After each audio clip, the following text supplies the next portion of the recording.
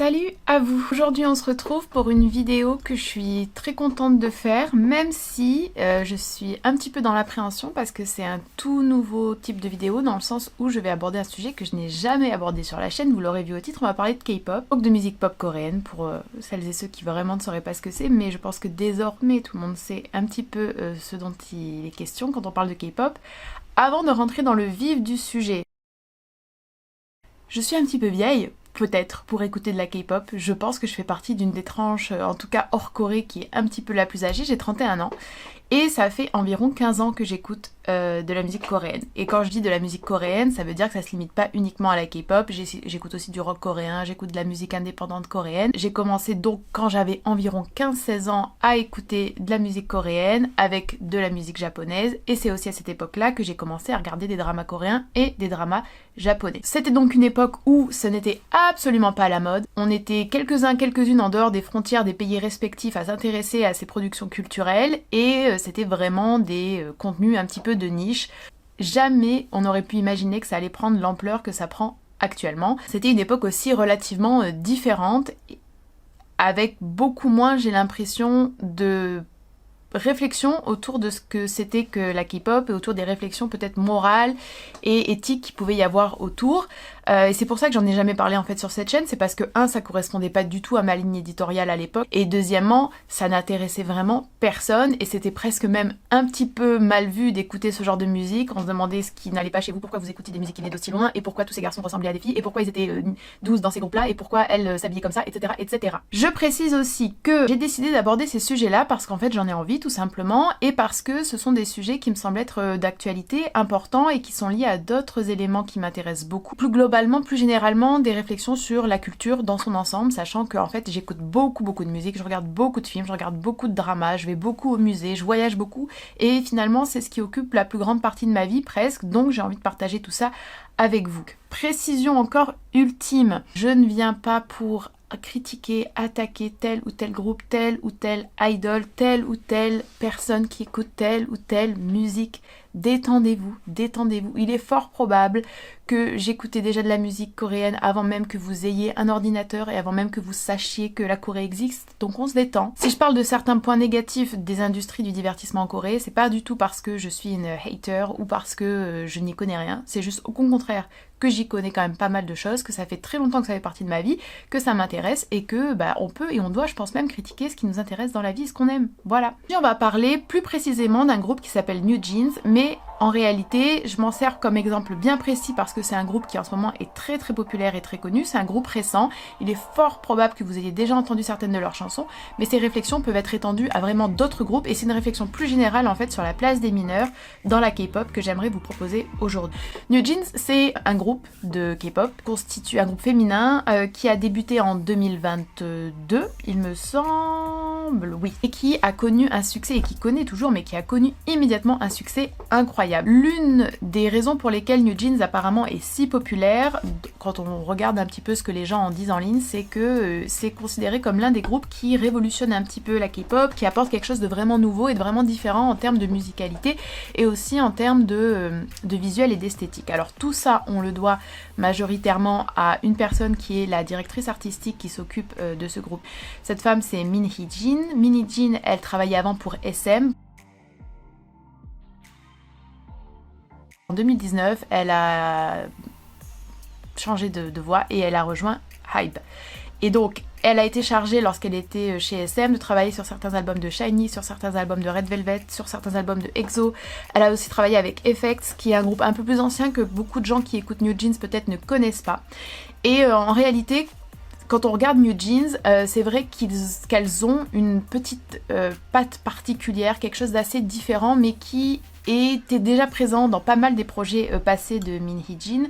Ce qui est un petit peu différent, je trouve, avec New Jeans, c'est qu'en fait, elle a pris uniquement ce qui était déjà des petites touches chez Sulli par exemple aussi, dans certains clips de SHINee, dans certains clips d'EXO, et elle l'a augmenté, elle l'a intensifié, elle l'a ultra travaillé pour se concentrer uniquement sur ça avec New Jeans, qui crée vraiment une ambiance particulière, une ambiance beaucoup plus cohérente, et une ligne en fait esthétique qui se remarque vraiment dans le groupe et qui apporte pour beaucoup de gens cette nouveauté en fait dans la K-pop qui n'est pas pour moi vraiment une nouveauté, c'est plus un approfondissement, une concrétisation beaucoup plus aboutie finalement de quelque chose qui était déjà présent dans les travaux passés de Min Hee-jin. Un petit peu pour vous dresser le portrait global. Donc New Jeans a débuté en 2022 et New Jeans, l'une des particularités, c'est qu'au moment où elles ont débuté, c'était un groupe qui était constitué uniquement de mineurs. Donc pour vous faire un récapitulatif, on a 5 membres qui sont nés en 2004, 2005, 2006 et 2008. C'est-à-dire qu'à l'heure où nous parlons, il y a une membre de New Jeans qui a effectivement 14 ans. C'est extrêmement fréquent d'avoir des mineurs en K-pop. La différence avec New Jeans et une tendance qui semble, à mon sens, et avec les années du coup que j'ai d'écoute, s'accentuer, c'est que désormais on a de plus en plus de mineurs qui font leur début dans l'industrie du divertissement. Avant, on avait effectivement parfois un ou une mineure dans un groupe, c'était assez fréquent. Dans BTS, il y en avait un, dans SHINee, il y en avait un, c'était Min, etc. Mais c'était pas la majorité des groupes qui étaient constitués de mineurs et c'était quand même pas une majorité. Là, je trouve que c'est quelque chose qui s'intensifie et qui donc forcément attire davantage l'attention des fans, surtout des fans à l'international, il me semble. Concernant le travail des mineurs dans la K-pop, en 2014, c'est là que la Corée a fait passer des lois, notamment une loi qui protège justement les mineurs d'une certaine façon, en leur assurant des droits tels que le droit à l'éducation, en les empêchant de travailler après par exemple 22 heures, en les protégeant de la sexualisation, on va y revenir, en limitant par exemple leur temps de travail. Alors il faut savoir que normalement, selon les textes, on parle bien que des textes puisqu'on ne peut pas vraiment vérifier ce qui se passe ou ce qui se passe pas, pour des jeunes de moins de 15 ans, on est sur des semaines de 35 heures. À titre vraiment personnel, je suis vraiment opposée en fait à la participation de mineurs à l'industrie du divertissement en Corée du Sud, en tout cas dans la K-pop. On n'est pas du tout là sur des mineurs qui en fait ont une passion pour la musique, pour le chant, pour la danse, qui partagent des covers ou des créations originales sur YouTube et qui peuvent de temps en temps faire 3 représentations. Non, on est sur une industrie énorme qui génère énormément de revenus, qui est ultra compétitive. L'industrie de la K-pop, l'industrie du divertissement en Corée du Sud en général, mais vraiment concentrons-nous là sur l'industrie de la K-pop, c'est un milieu extrêmement compétitif, extrêmement dur, avec de nombreuses polémiques, avec des contrats qui sont signés qui sont extrêmement rigides, des fans qui sont, comment dire ça, qui peuvent être extrêmement toxique. On a vu un exemple parfait de cette intransigeance et de cette demande en fait d'exemplarité et de perfection à l'encontre des idoles. À savoir que si jamais voilà, vous débutez vraiment et que vous connaissez pas du tout ce milieu, je vous informe que les chanteurs-chanteuses de K-pop, ce sont des idoles. C'est comme ça qu'on les appelle. C'est pas pour rien non plus, on est bien d'accord.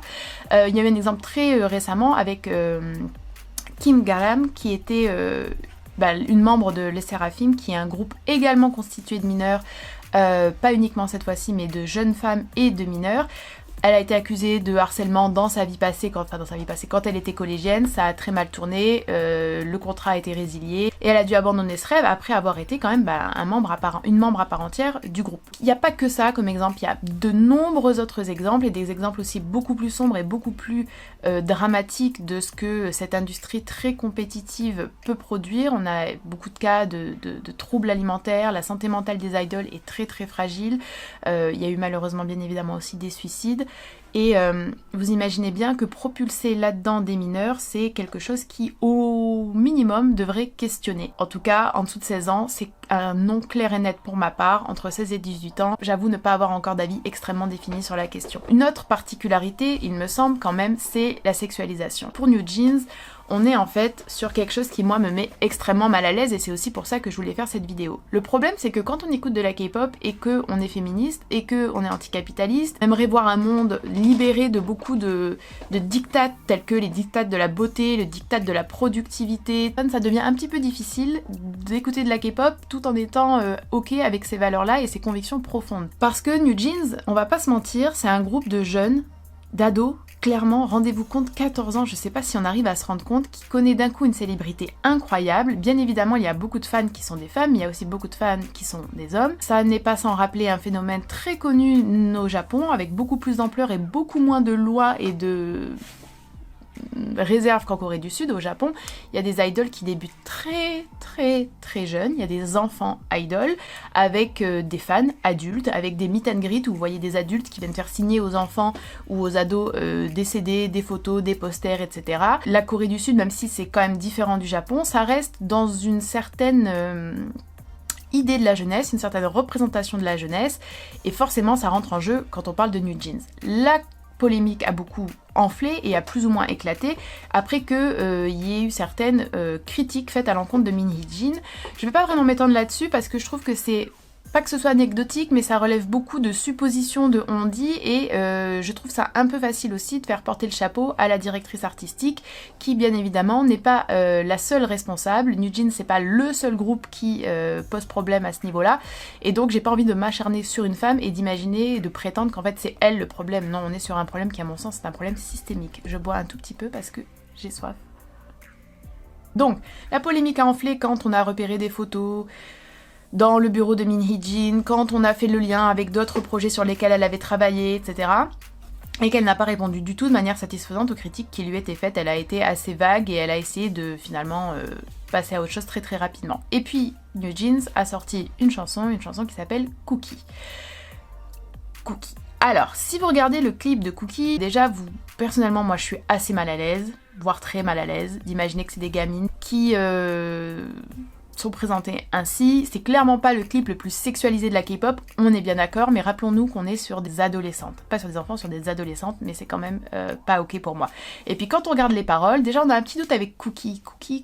Et quand on regarde les paroles, le doute est levé. Malgré les insistances de certaines fans et de certains fans qui disent mais non, c'est dû à la traduction, il et elle ne savaient pas, non. Donc Cookie déjà en anglais, c'est un terme qui peut être utilisé pour faire référence aux parties génitales des femmes. Et puis si on continue avec certaines paroles, par exemple, prenons juste tout simplement le premier chorus. Made a little cookie, baked it just for you, but you know that it ain't for free, yeah. Made a little cookie, it's too soft, can't stop thinking about it. Et puis quand on continue, I want to make you lose your appetite, I'm hiding it, but I want to see you more. If you want it, you can get it. If you want it, let me hear your voice again. Boy. Est-il besoin d'en dire plus? Donc vous couplez les paroles plus le clip et vous vous rappelez leur âge. Voilà. Est-ce qu'on ne devrait pas quand même collectivement critiquer ça? Et est-ce que là, la loi de 2014 sur la limite posée à la sexualisation des mineurs est bien respectée? Je ne crois pas. Je ne crois pas. On voit aussi, pour revenir à toute cette représentation de la jeunesse et de l'image de la Lolita qui est ultra présente au Japon et qui n'est pas non plus absente en Corée du Sud. Elles ont déjà fait plusieurs apparitions en costume de lycéennes. Forcément, elles ont l'âge de porter des costumes de lycéennes. Vous me direz oui, mais bon là c'est dans un tout autre contexte. Et il y a un point qui est très important et très intéressant, il me semble, et que j'ai pas trop vu aborder dans différents commentaires ou différentes vidéos que j'ai pu regarder sur le sujet, c'est leur physique. Alors, elles ont l'air jeunes, effectivement, quand on les voit, on se rend bien compte qu'elles n'ont pas 20 ans, qu'elles n'ont pas 30 ans. Néanmoins, je peux quand même affirmer qu'il y a plutôt une construction de la jeunesse qu'une réelle jeunesse qui apparaît quand on les regarde. Ce que j'entends par là, c'est que finalement, quand vous les regardez et que vous comparez aux lycéennes ou aux collégiennes que vous voyez à la sortie des cours quand vous vous baladez dans la rue, ou moi en plus en tant que prof, forcément je les vois au quotidien, ça n'a juste aucun rapport. La manière dont elles sont maquillées, la manière dont elles sont coiffées, la manière dont elles sont habillées, tout cela vient totalement contredire cette jeunesse naturelle et cette façon tout simplement de se comporter, de parler, de réfléchir qui est propre effectivement à certains âges de la vie. En fait, on est vraiment sur une jeunesse manufacturée, à l'image finalement de ce qu'est ce groupe et de ce que sont tous les groupes de K-pop. Ce sont vraiment des produits manufacturés par des industries du divertissement qui sont ultra précises, sachant que par exemple New Jeans, ça je l'ai pas précisé, mais en fait quand vous regardez les groupes de K-pop, tous leurs noms ont une signification. Alors plus ou moins tirés par les cheveux, mais ça j'aimerais vraiment faire une vidéo sur ça, notamment pour toutes les personnes qui n'y connaissent pas vraiment grand chose, mais ce qui est fascinant et ce qui est particulier avec la K-pop, c'est qu'en fait chaque groupe est un concept, mais un concept poussé à l'ultra bout quoi. C'est vraiment différent du reste du monde il me semble. Et donc New Jeans, ça signifie les New Jeans comme le nouveau jean qu'on va porter qui est super à la mode, mais c'est aussi une référence à un jeu de mots sur les New Jeans, les nouveaux gènes, pour venir, on en revient à ce que je vous disais plus tôt, ce nouveau souffle apporté à la K-pop. Donc on est en fait sur un produit ultra manufacturé Et leur apparence, c'est aussi ça fait aussi partie de cette construction vraiment d'un concept. Et ce concept, c'est la nostalgie, un petit peu la jeunesse. Et c'est une jeunesse donc extrêmement esthétisée, extrêmement artificielle. On n'est pas sur la réelle adolescence, on n'est pas sur la réelle jeunesse de jeune fille. On est sur une jeunesse qui passe par les cerveaux et les appréciations esthétiques de stylistes, de directrices artistiques, d'agents et de responsables de la communication. Je sais pas trop comment on peut en fait se positionner en tant qu'auditeur et auditrice de K-pop quand on voit effectivement des jeunes qui ont un talent indéniable pour le chant, un talent indéniable pour la danse, on sait tout le travail que ça représente, toutes les heures d'entraînement qu'il y a derrière ces apparitions à la télé, derrière ces chansons, derrière ces comebacks ultra fréquents. Faut pas oublier non plus la dose de travail que ça représente. On a du mal, je pense, nous, à se l'imaginer, sachant qu'en plus, ça ne se limite pas uniquement à la production de musique. En fait, forcément, en K-pop en tout cas, quand vous sortez une chanson, vous avez un ensemble après de performances à assurer, que ce soit des performances musicales, des passages dans des émissions de télé, à la radio, plus une particularité de la K-pop, une communication accrue avec les fans à travers les réseaux sociaux et à travers des plateformes dédiées, ce qui est vraiment différent, je trouve, de ce qu'on peut trouver notamment par exemple aux États-Unis, où bien évidemment, réflexion qu'on me fera, il existe aussi des enfants stars aux États-Unis, il existe aussi une manufacturation, un côté extrêmement artificiel et totalement créé de toutes pièces de groupes et d'artistes, je suis entièrement d'accord, mais en Corée du Sud, il me semble quand même que c'est un niveau différent et que ça a des composantes vraiment particulières. D'autant plus que, au moins aux États-Unis et en règle générale, j'ai envie de dire en Occident globalement, on a quand même eu ces réflexions sur les enfants stars. Si on pense à Disney, ça a fait scandale, il y a eu des documentaires, ça a beaucoup occupé l'espace public en termes de discussion. En Corée du Sud, c'est quand même pas le cas.